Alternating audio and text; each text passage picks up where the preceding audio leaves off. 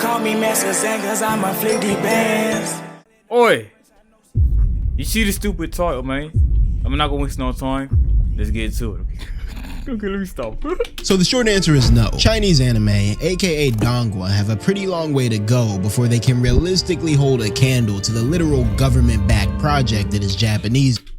The Japanese government launches initiatives to support and expand the anime industry. Why out of all pictures this picture? Ain't that supposed to be a good thing? Anime.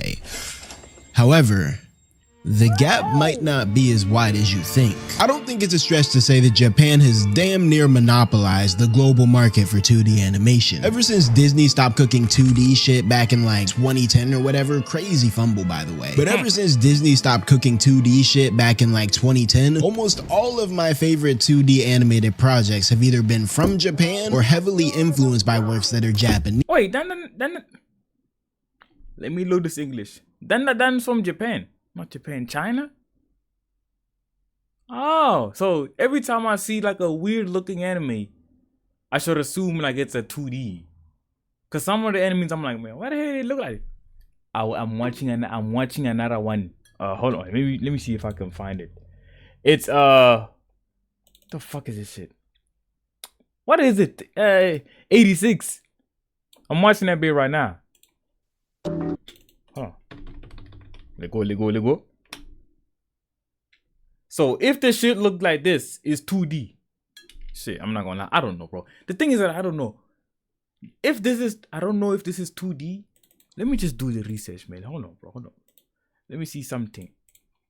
It's gonna take 2 years to fucking search this bitch, bro. Cause I don't know. This thing look like, I was like, man, why the hell it look like this? But then I'm like, maybe this is the 2D. Same time, I'm looking at this thing called what is the animation that he used for like JJK? Hold on, let me see. JJK anime style. I can't type. What the fuck? Wait, bro. Come on, man. Wasting time, man. Wasting time. Hold up. Let me change the screen so you can see what the hell I'm typing. Alright, bet. What is it? Is it 2D or whatever is it, man?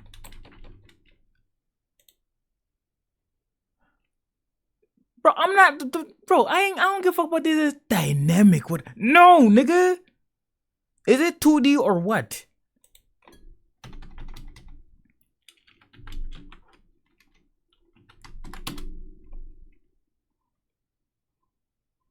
Bruv, I ain't gonna lie, bro. I'm going to ChatGPT. This bitch ass nigga not even...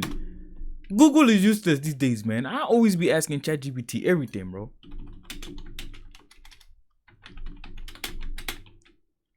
2D. Yes, it's primarily 2D animation. It uses traditional 2D. Okay. It's very difficult and may include 3D CGI elements, but simply in the fights.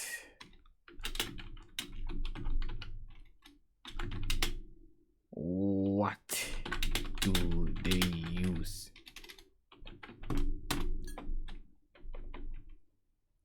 They use 2D animation in 3D. CGI. Okay. What the style does 86 anime? Bro, I hate typing.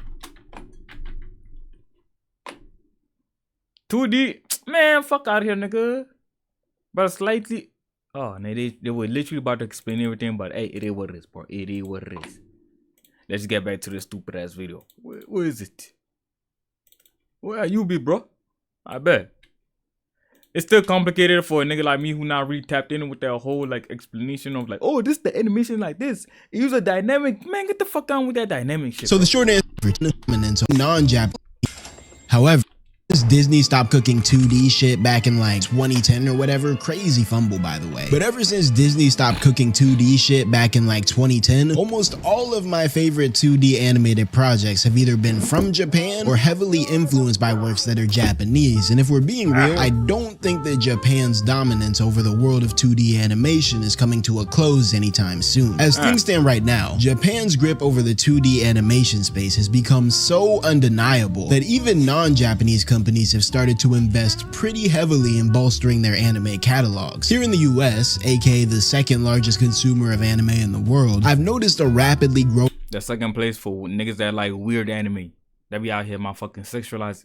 Whoa, let me stop right there, man. I almost said something. Bro, I love anime, but bro, it's hard for me to walk out and tell people, yo, I watch anime, because bro, they be adding some weird nigga shit in that motherfucker, bro. 86, I literally was about to stop watching it because they trying to sexualize that little girl or the main character. I don't give a fuck. I don't even know if she's the main character or what, bro. That shorty, bro. Every time I see that generic outfit, I already know, man. Fucking hell, man. It's the sexualizing outfits. It's like, bro, I ain't got no problem if like the shorties are like an adult, my nigga. I'm an adult, my nigga. Fuck you talking about? I ain't got time. I'm not with the whole. I don't care even if she's a teenager, she's of age. Oh, well, in this country, shit. Fuck out of here, nigga. Even if she 18, my nigga. If she not 20 and above, do not involve me in those type of things. If she not 20 and above and mentally she's an adult, physically she's an adult, hey, I ain't trying to say none of that, boy. Shit. I ain't finna act like, you feel me? I don't like my yickity beakity, so you feel me? The ass cheeks and the BBLs. I ain't gonna act like I don't like them shits, but bro, if she not grown, she gotta go home. Man, that's a boy. Trend of major media corporations attempting to pour some of that good anime sauce over their most successful movie, video game, and television franchises, even when not a damn soul asked for that shit. And even though these weird, half-baked anime adaptations have landed with varying degrees of quality, the sheer volume of them over the past few years can't be denied. There's been a major global push from non-Japanese companies to establish themselves as legitimate contenders in the anime space. Now, like I said earlier, it'll probably be a while before any country other than Japan can realistically compete with the anime output coming from Japan itself. I mean, Japan has essentially had decades to refine and dominate the anime market, the medium more or less evolving alone on that island without any serious competition from abroad. But setting aside Japan's borderline lockdown on the anime industry and the fact that it will probably stay that way for the foreseeable future, I think the anime coming out of China in recent years have been, pound for pound, some of the most interesting anime we've seen in a long. Yo, which one is this other anime, man? I think it's something Cutter, but I don't know whether it's like is Chinese or Japanese. It's probably Japanese. I'm just wasting time. Hold up. Not a situation where I gotta do the research while doing a video. Big bro, load, you stupid ass PC. Shit. Brave, man. Give me the Braves. I bet. Let me see. Man, ChatGPT, bro. Put me on, man. Put me on, man. You're the only reliable shit I got right now. What the fuck is that anime? Anime Scissor Cutter or something like that? I think some of y'all might know what the fuck I'm talking about. Anime Scissor Cutter referring to a character and weapon or like the recruitment plays from a kid like no, you fuck nigga. Bro. Scissor. I can't even type because this stupid ass nigga. Oh, brother. No. Scissor Cutter. Bro, what the fuck is that anime, bro? I literally watched a recap about it, bro. No. This is not it. Okay, let me just go to the YouTube, man. Because at this point, I'm just wasting time. But it's Scissor something. Or maybe it's not the name of the anime is not Scissor. It's literally just, what's this thing? It's literally just, fucking hell. Bro, I don't watch no goofy ass basketball, boy. Stop playing on me, man. The fuck is that enemy, man? Where is it? Bro, did it remove the video from this goofball? Hold on. It be tweaking. That's not Scissor 7. Oh, Scissor 7. The fuck that was that I was looking for.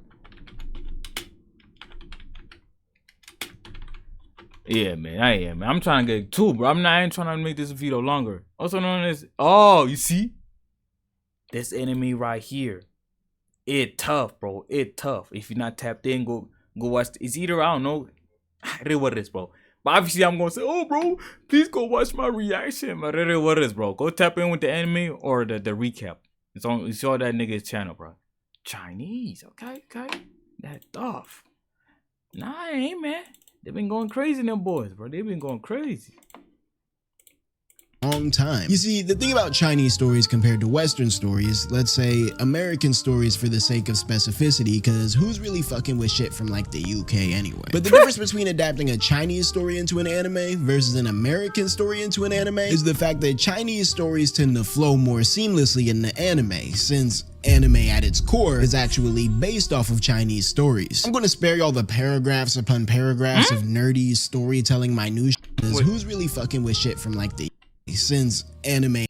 But the difference between adapting a Chinese story into an anime versus an American story into an anime is the fact that Chinese stories tend to flow more seamlessly in the anime, since anime at its core is actually based off of Chinese stories. I'm going to spare y'all the paragraphs upon paragraphs of nerdy storytelling minutia that only nerd-ass niggas like myself care about, but to make a long story short, the narrative structure behind early Chinese poetry influenced classical Japanese literature, which influenced modern Japanese literature, which influences manga, which influences anime, and thus, the stories told in anime can flow seamlessly backwards into manga and Japanese literature, so on and so forth, all the way back to early Chinese literature, which inspires modern Chinese literature. Do you see what I'm getting at here? Cool. Then can I see you get at that subscribe button for me real quick? It really helps this channel Been subscribed, bro. out a lot. Thank you so much. Anyway, like the US, China has also began to stomp their foot on the gas when it comes to amplifying their Latino. Get at that subscribe button for me real quick. It really helps this channel out a lot. Thank you so much. Anyway, like the US, China has also began to stomp their foot on the gas when it comes to amplifying their presence on the world anime stage. Over the past decade or so, super high quality donghua have been quietly dropping for the Chinese market. Oh, this one too, bro. Hey, they got some tough shit over there, man. As recently as the beginning of this spring anime season, it seems like China has really upped the ante when it comes to trying to capture global fans for their anime/anime adjacent projects. You can think of this video as an indirect result of China's recent foray onto the global anime market. I would personally consider myself a success case of this marketing push. I mean, after watching 2B Hero X this season, I found myself growing more and more intrigued with the types of stories that Hold on. What the hell is this bullshit? I would personally consider myself a success case of this marketing push. I mean, after watching 2B Hero X this season, I found I ain't gonna lie, bro. It's hard for me to enjoy like myself I'm trying to pause in there, right, bro. It's hard for me to watch like to enjoy any show that's like this or animated like this, bro. I ain't gonna lie, man. To me, it's like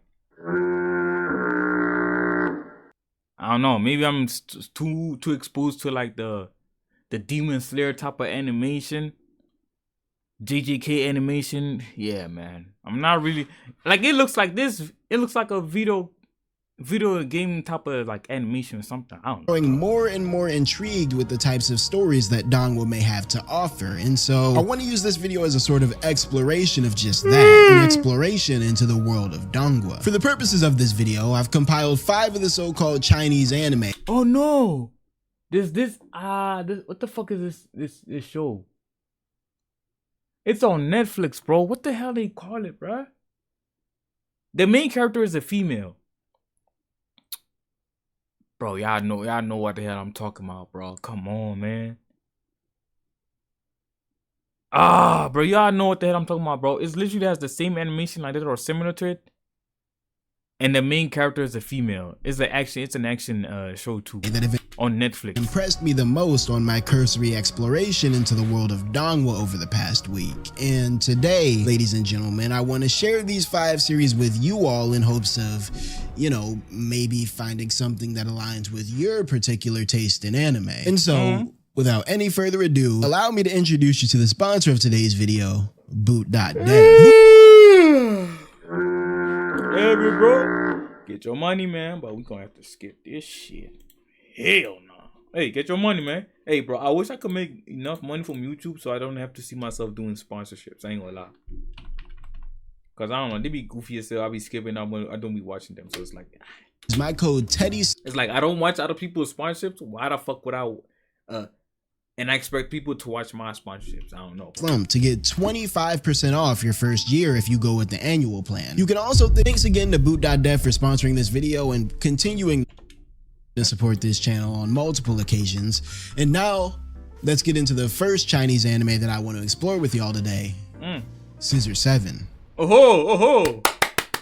Imagine a world where assassins are as common as shitty underground rappers that work part-time at Popeyes. A world where hitmen are so numerous that the professional market for hitmen has become oversaturated, leading to a market of freelance hitmen who you can pay to do someone in for less than the price of a combo meal at that aforementioned Popeyes. If this shit sounds crazy to you, then allow me to introduce you to the world of Scissor 7, a world where the scenario that I just described isn't some crazy hypothetical scenario, but instead it's just the everyday reality. Within this world of freelance hitmen, there exists this dude right here named Seven. Seven, also known as freelance hitman rank 17,369, is a scissor-wielding goofball with an arbitrarily mysterious past that hints at him being way stronger than, well, the 17,369 hitmen that are officially ranked above him. The narrative of Scissor 7 follows Seven and his 2 bird homies as they take on oddball hitman jobs while gradually piecing together the fragments of a past that— Did this nigga just get flustered because she saw an old lady in some fucking spandex? Come on, bro.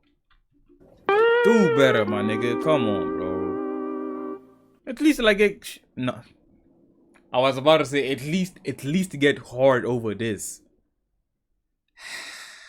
Actually ranked above him. The narrative of Scissor 7 follows Seven and his 2 bird homies as they take on 2 and hitman jobs.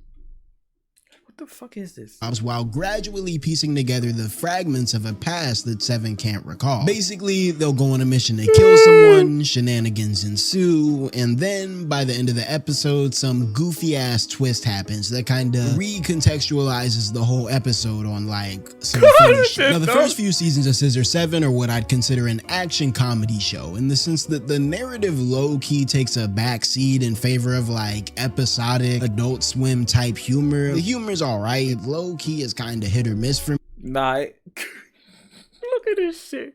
I ain't gonna lie, bro. I didn't watch the anime first because I fucking hell, man. I read it to the recap video about it that I showed you by Mr. Kevin. I ain't gonna lie, bro. To me, that shit tough. Or maybe his recap just made the anime look tough to me.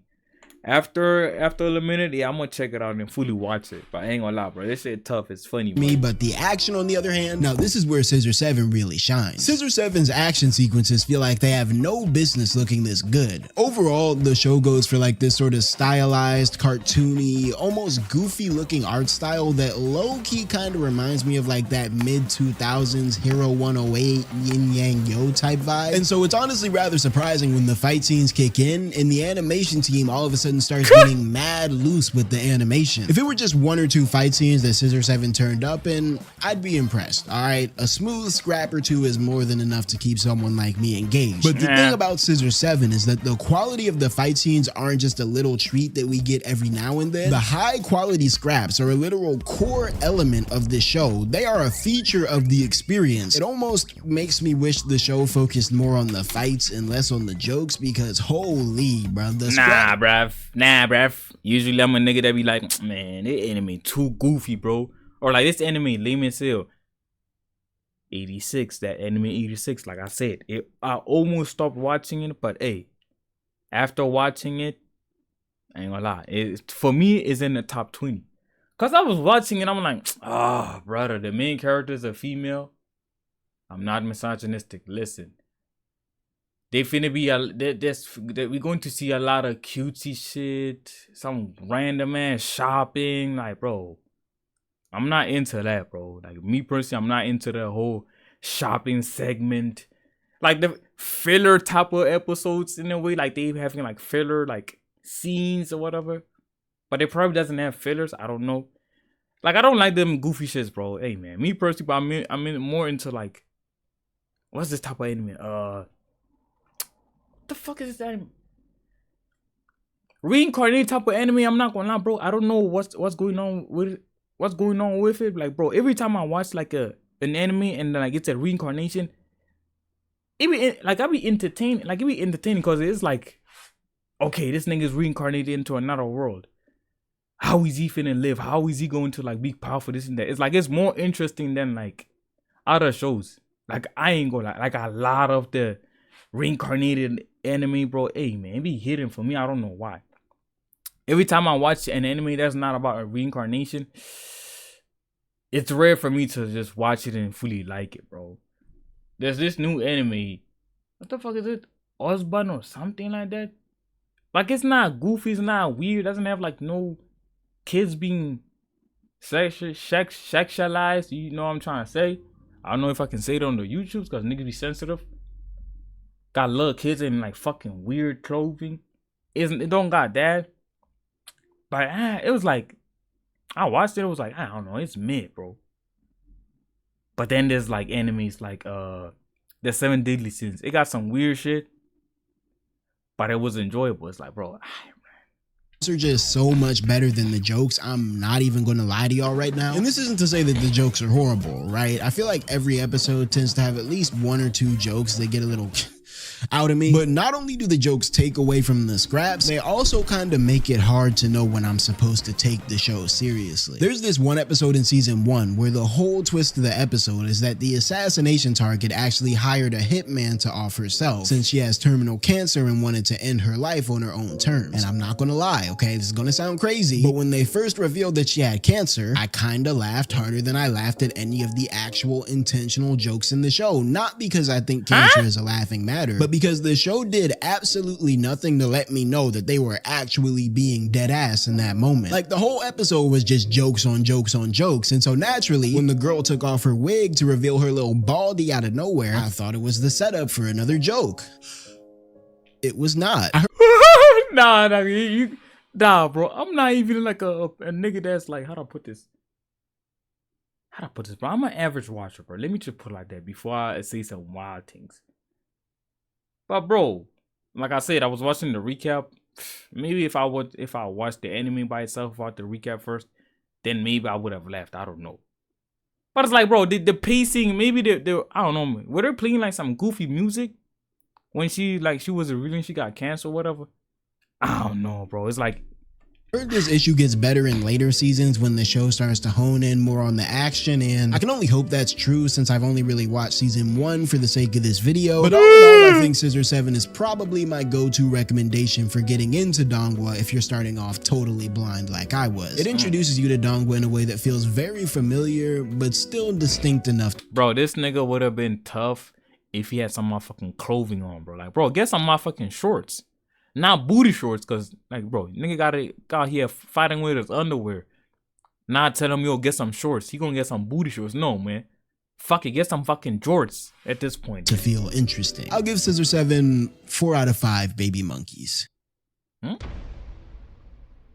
Along with To Be Hero X, the all-devouring whale Homecoming is one of the recently released dongwa that inspired me to make this video in the first place. Basically, what started off as a singular Instagram reel in my algorithm turned into 2 reels, which turned into 4, and then boom, before you know it, I was entirely sold on the show before ever leaving the Instagram app, which, now that I think about it, is kinda crazy, man. Those are some powerful fucking apps, bruh. The all-devouring whale Homecoming follows the story of Fan Ling Xiao. I apologize in advance for how I'm gonna be pronouncing these names throughout. Fan Ling Xiao.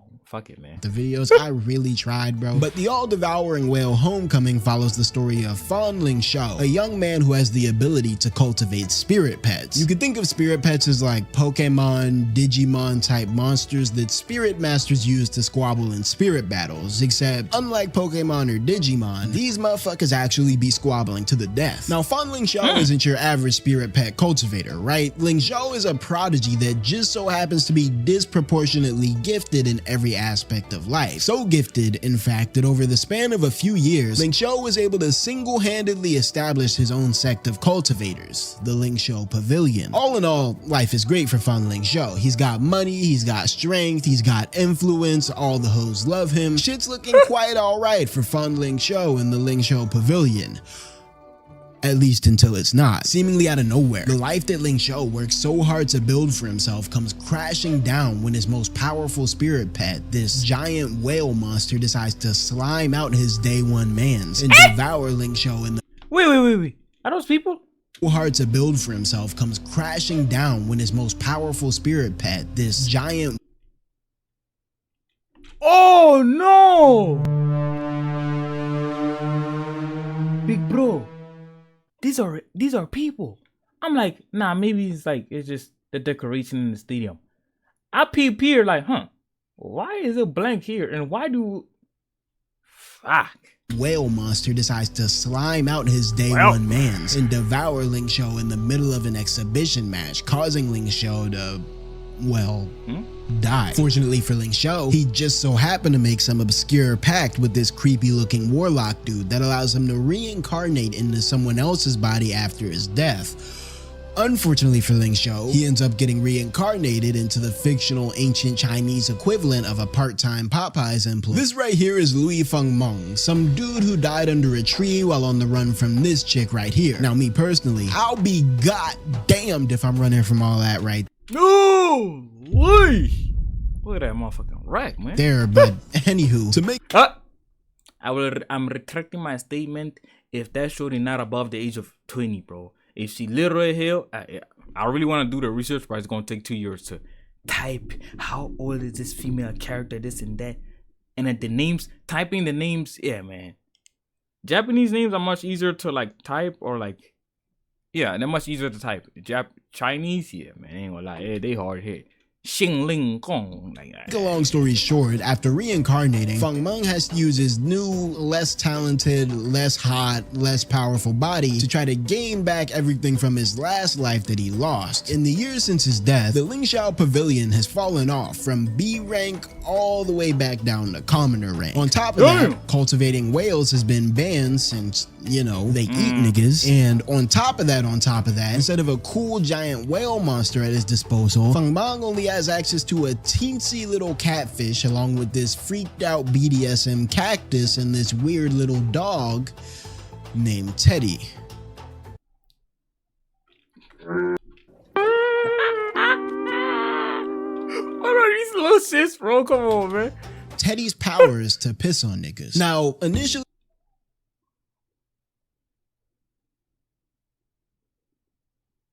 Huh? Oh, okay. I thought all the concepts introduced in this anime were pretty unique. That was until I did my homework on common Dongwa tropes and realized that all of these ideas that I thought were unique, the cultivation, the sects, the ranking system, the martial arts, spirit fighting shit, from what I can tell, all of that is pretty run-of-the-mill Dongwa material, which makes sense because a couple of these tropes actually did make their way into Scissor 7 as well. I think I'm basically in the bright-eyed noob phase with Dongwa where everything feels cool and fresh to me since I haven't really seen the tropes executed before, and I wouldn't be surprised if I found out the all-devouring whale Homecoming was like a dime in a dozen type series that just so happened to be my first dime out the dozen. But all in all, even if it's a bit tropey, I do still find the show to be a high quality experience both visually and storytelling wise, so I think I'll give the all-devouring whale Homecoming a smooth I hope they don't, bro. Yo, Chinese niggas, man, please do not be on so weird shit like them Japanese niggas. Some of them, to clarify, some of them weird Japanese niggas out here releasing anime with little niggas talking about, oh, actually, she got a little kid face, but she's 900 years old. I don't give a fuck, nigga. Hell nah. It don't, nigga, even in real life, if I see a shorty and they niggas talking about like, oh, she older as hell, or she even older than you, I'm going the other direction. Even if I'm not trying to hit up on her, I am not trying to be no vicinity, no little ass niggas, man. Niggas gonna be on my ass. Yo, bro, what the hell you doing with little kids, man? You on that freaky shit, huh? No. Man, bro. Like, it's all jokes at the end of the day for me. It's jokes, and sometimes you gotta be serious about this shit, bro. A lot of niggas are in jail because of, like, being falsely accused. I'm not saying all of them. Some are in jail for being falsely accused of some, like, on some Diddy vibes, or, like, a lot of crimes in general regarding, like, them and a female. Younger or old, it doesn't matter, man. 0.5 out of 5 baby monkeys. Heaven's official blessing. Heaven Official's Blessing is an interesting show, to say the least. When I was searching for Dongwa to cover in this video, it was damn near impossible to find a recommendation list that didn't include this series. However, upon watching the show itself, I found myself sort of confused about what was going on for like damn near half of season 1. For starters, this series season 1, I thought he gonna say like episode 2, or like, he said season 1, but I heard like, I thought he was gonna say like episode 2 or something. I don't know why episode 2, but it's like, okay, yeah. And it expects the viewer to have a baseline level of familiarity with Taoist cosmology, and unfortunately, because so much of the world building is built around the fundamentals of a belief system that I have absolutely zero stripes in, I low-key came into this series with the applied intelligence level of a part-time Popeyes. And anywho, after doing a little bit of bro, what is the Popeyes work and reading up on the basics of Taoism, I think I have a decent grasp on what might be happening in this show, and so my fractured understanding of Heaven's Official Blessing is what I'm going to be sharing with y'all today. Basically, in the world of Hob, there exists a heavenly court, and this heavenly court is made up of many gods, all of whom are former humans that ascended into godhood. At the beginning of the story, our protagonist, Shelia, oh man, I'm so sorry about the name, bro. Let me see the name. In fact, like you're asking a question with Lien. So putting it together, Shy Lien with a falling tone on Xie and a rising tone on Lien. Shelia. Yeah. Exactly. Oh, okay, that was tough. Yo! Okay. At the beginning of the story, our protagonist, Shilian, is ascending into godhood for the 3rd time. Apparently, this nigga Shilian ascended into godhood, fell from grace, ascended once again, fell from grace again, and then ascended once more, where our story picks up. After his 3rd ascension, Shilian... Was that a nigga or a shorty? Bro, this the problem I have too, my nigga. Why y'all be making these niggas look like shorties, bro? Yeah, bro, these niggas gotta be pushing the agenda, man. It's all jokes over here. It's all jokes. But these niggas, I ain't gonna lie, man. They gotta be pushing an agenda. Because what the fuck they... Bro. What's this enemy? What the fuck is the enemy? Okay, but it kind of makes sense because... And I already watched it. Reincarnated as a slime.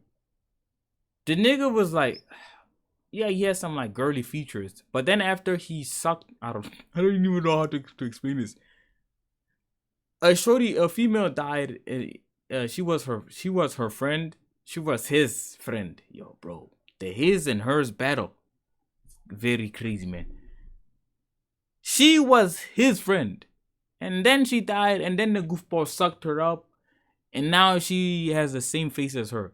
That one makes sense. Okay. You know what? Let me leave that enemy. Other enemies. Like the goofball literally be okay, this and that.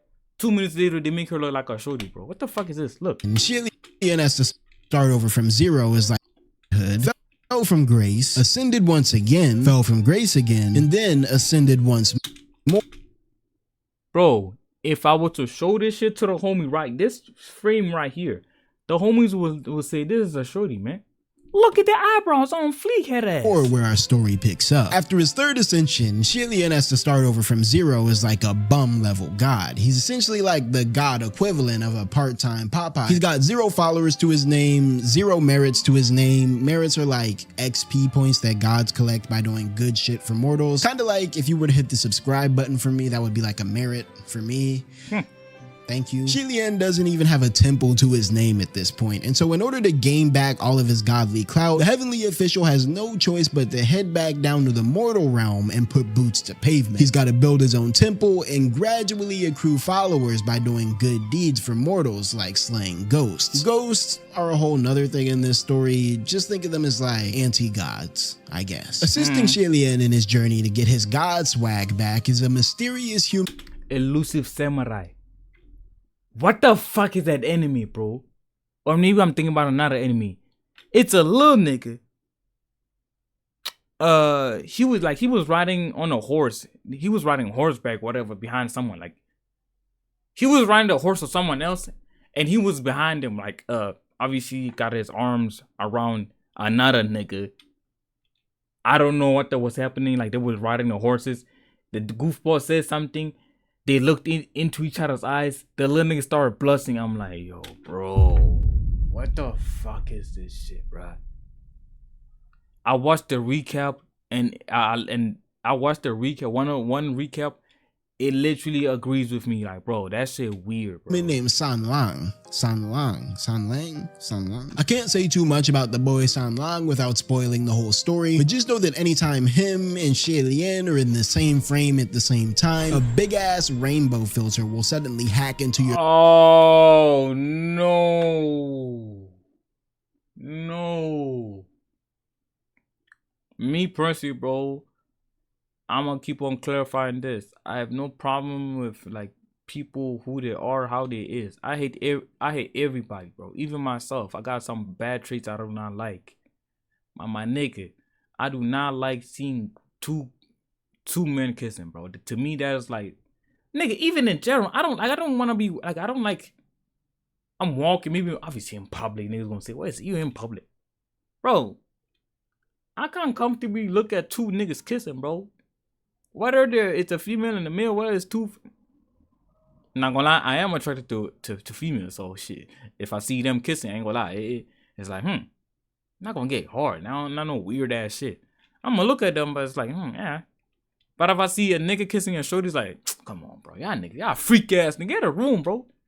I see a nigga kissing another nigga, come on, bro, y'all freak ass nigga, get a room, bro. Your screen and start flashing in your eyeballs like strobe lights.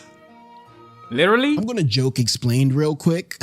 This show has a lot of gay subtext that borders on not even— Oh.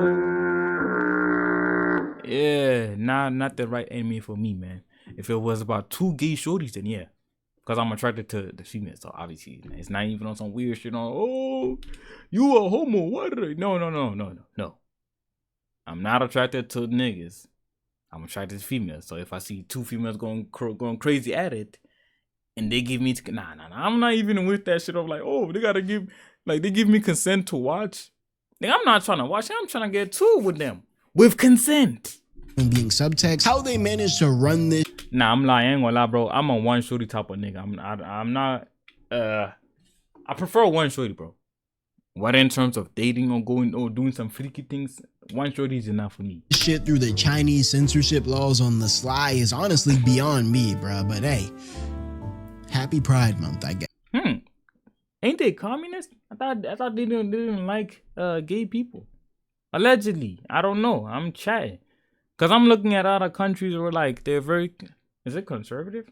That's the wrong word. They're probably out here chatting some wild things. I don't know, bro. I don't be into the politics or nothing right there, bro. I'm just a chilled ass nigga just trying to live a good life, and that's it. You're not gonna see me reacting to a lot of like political videos or having political views.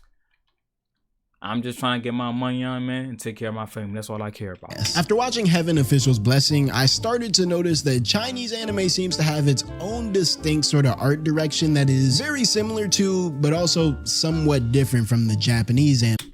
I literally said the goofball look like a shorty, so Oh, you probably a feminine dude. That's yeah. That I'm used to. Ignore Feminine. Or Scissor 7 for a second, because that show has got its own thing going on. We talked about that art style earlier, but the other dongwa that I watched seemed very partial to the idea of using shape dynamics within the line work to give off the impression that the show could have been drawn in ink on a scroll, which I thought was a pretty cool artistic choice. I think it's also worth noting that as far as character design is concerned, the dimorphism between male and female characters is like way less than what I'm typically used to in Big bro, look. It's a pretty cool artistic choice. I think it's also worth noting that as far as character design is Bro, the nigga look like a shorty. Long neck, having that nigga. concerned, the dimorphism Bro, this nigga look like a flat-chested shorty, my nigga. Like you see this.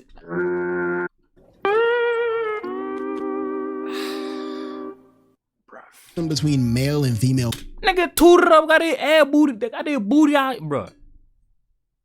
Okay, let me decrease my blackness. Nigga talk about decrease my blackness. Bro, you talk about like I should like. I think that like I got a comment of a person saying I should decrease my blackness. I'm like, nigga, what are you talking about? Oh, he talking about my accent and like I be speaking a lot, like I be using slang words a lot when I speak. So I'm like, bro, you could have just said I should decrease on the use of slang words. Like you could have just said that. And the accent a little bit. I don't know how I'm finna do that, cause it's literally how I speak, bro.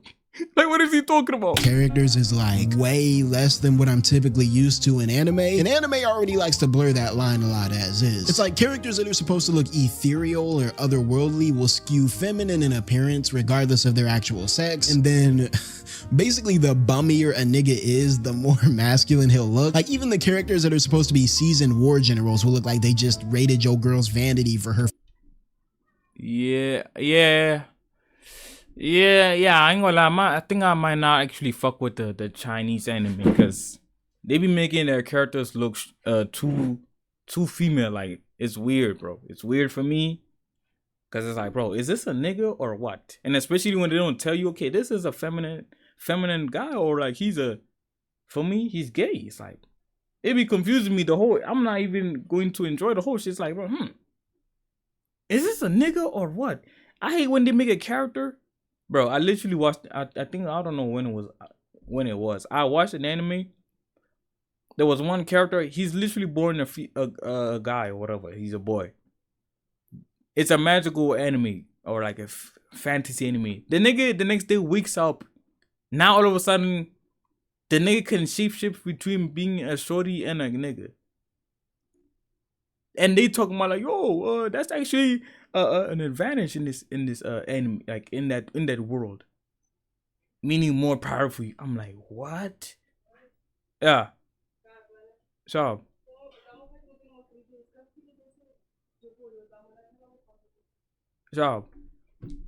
in that world, they say like if you got two genders, you're able to make more magic. I'm like, oh no, agenda pushing.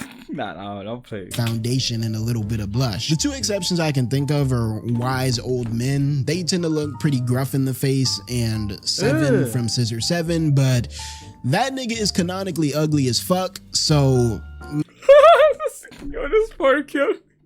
wise Niggas in a fucking battle to the death. This nigga out here moonwalking. old men, they tend to look pretty gruff in the face, and generals will look like they just raided your girl's vanity for her foundation and a little bit of blush. The two exceptions I can think of are wise old men. They tend to look pretty gruff in the face, and Seven from Scissor 7, but that nigga is canonically ugly as fuck, so make of that what you will. Anywho, I'm getting a bit sidetracked here. Heaven's official BLSing, I'll give it another 3.5 out of 5 baby monkeys. And with that, I'd like to man, give that shit a 1, my nigga, cause yeah.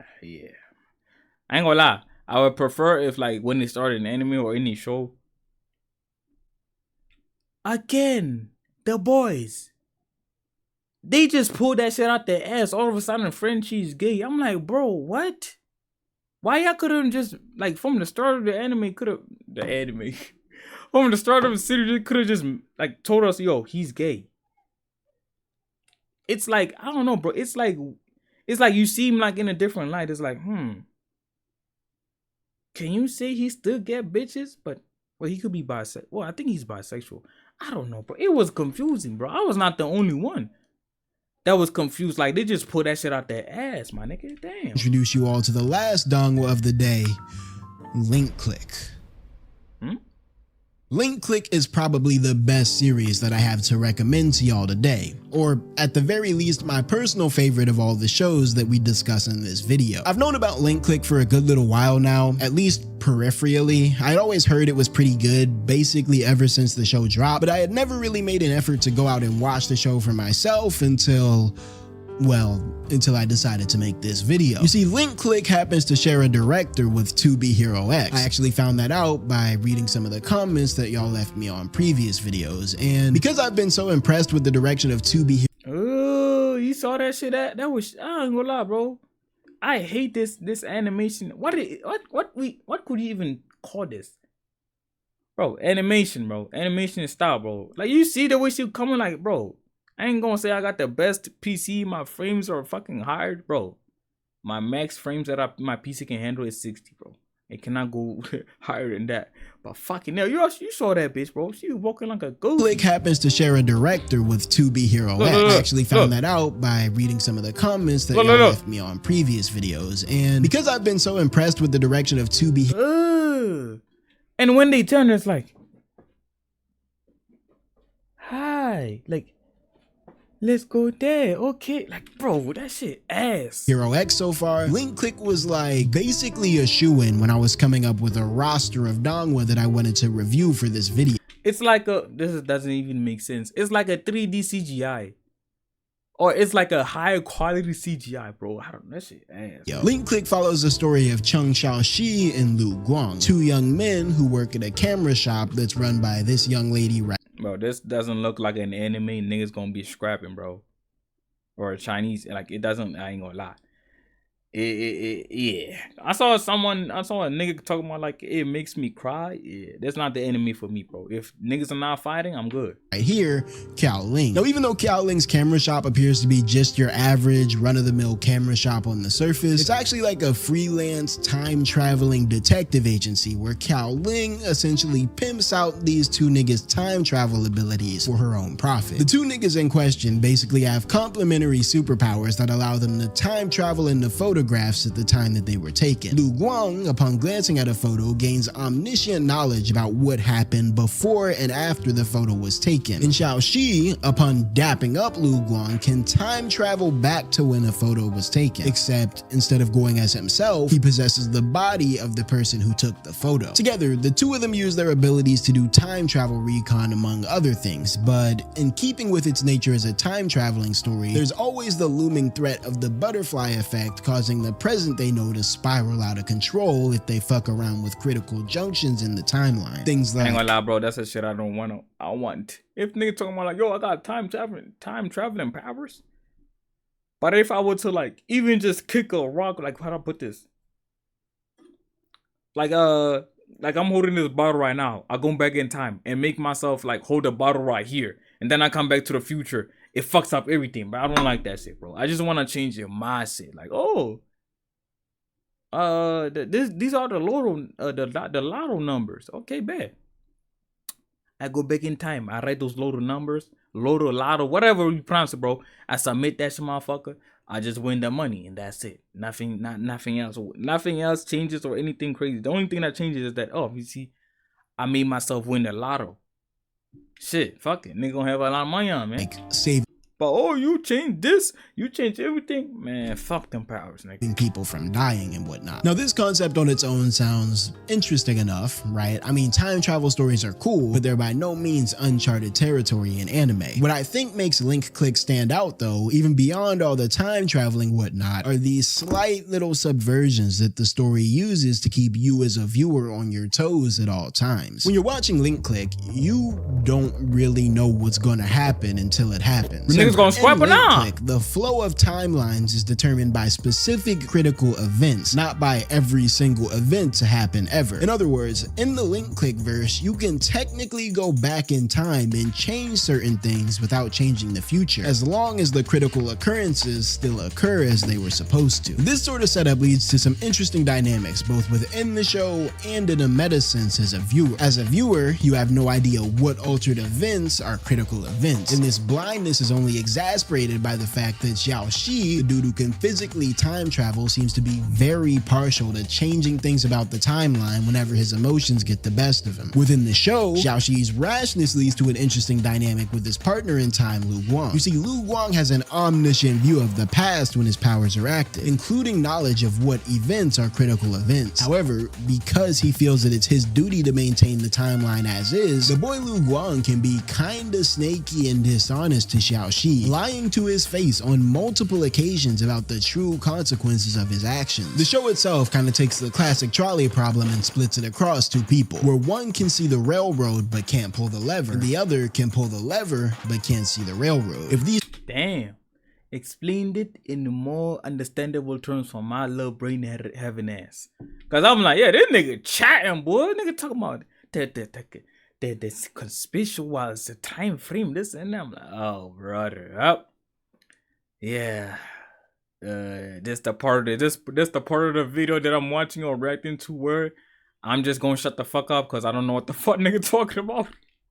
I'm a visual learner, bro. The chatting is not for me. I like visual things. Two individuals are aligned in who to save, then great, everything works out fine. But if Leverman wants to go one way and Railroad Man wants to go the other way, then what? Should Railroad Man lie to Leverman to get the outcome that he wants? Should he tell Leverman the truth, knowing that there's a chance that Leverman will act against his wishes? Or should they both just not care and pick up a part-time employee shift? This dynamic is just one of the many aspects of Link Click that make this series an absolute emotional roller coaster to watch. But all in all, I'd say that this is definitely the donghua that I recommend the most out of the ones I've seen. Yeah, that's probably some shit I would recommend to some niggas that want some serious anime. Well, shit, for me, nah, they ain't got no fighting, bro. Me personally, bro, I only watch fighting anime. Or yeah, if it don't got fighting, I'm a simple nigga, man. I grew up watching some fighting anime, Dragon Ball Z, Naruto. What's another thing? One Piece, Bleach, like, you know, the big generic animes. I grew up watching those, and they're the ones that put me onto the whole anime sphere. Other than that, bro, I like me some fighting shit. Even in general, bro, I just love me some fighting, bro. 4.5 out of 5 baby monkeys. Dick rotting. Stop playing. Now, I've spent a lot of time glazing Chinese anime in this video, and I think the specific series that I brought up here are deserving of all the glaze that I gave and more, but I feel like it's also only fair that I let it be known I had to trudge through a lot of bullshit to find a solid roster of non-bullshit to present to you all. First off, there's the translation issue. A lot of donghua have no official English translations, and the oh no! If they don't have the I'm already complaining about the sub, like I'm a dub watcher. Fucking hell, man. I'm good, man. They don't even have the sub? Nah. And subbing community isn't nearly as robust as what you might find for the Japanese market, so there's a lot of donghua that are kind of bro, we got AI. Why don't they use ChatGPT? The fuck? Just inaccessible to me as an English-speaking viewer. There's also a pretty prevalent slop issue where a lot of the donghua coming out are made up of like 176 episodes of pure CGI ass. And I'm not saying it's ass because it's CGI. I ran into some pretty dope CGI donghua that actually almost made the list for this video. I'm saying it's ass because it's ass. Bro, I hate that animation, bro. Like it's good for the game. Nah, it's an ass, bro. This video only really represents. I'm too spoiled by like the. Bro, what is it? I think it's just animation, bro. I'm too spoiled by the animation of like, for example, God of War. What's another one? Elden Ring. Like, you know, like them high quality animations of games, man. Presents the best of the best that's coming out. And that's one of the reasons why I can't say in good faith that Chinese anime are even in the same arena as Japanese anime, at least in terms of like prolific, high quality output. What I can say, however, is that if these 4 shows are any indication of what's to come during China's push to go global with their anime, then I'm excited for what the future holds, man. I'm excited to see what gang and them are over there cooking up in China. Hey, man, I'm gonna see y'all in the next video, man. That's the problem I keep telling niggas, bro. I already have a kid. Oh, technically, not my kid. It's like my cousin. Nigga finna be slotting at 3 p.m. and it's 14:35 right now. So, yeah, man, I gotta go, man. Hopefully tomorrow, nigga finna be able to upload more than 1 video fucking a day, bro. Like, bro, I need to get my own crib, bro. Damn, man. Same time, it's like, damn, it's gonna be sad when I get my own crib or I get a job and then I'm gonna be busy. Who gonna take care of the little nigga? I don't know. But at the end of the day, I wanna get my own money on, man. So me having kids is like, nah, I'm good, bro. I'm good with that shit and having the marriage things. Chatting about some random shit, bro. This video about to be an hour. I'm going, bro. Call me Master Zen, cause I'm a flick deep bands.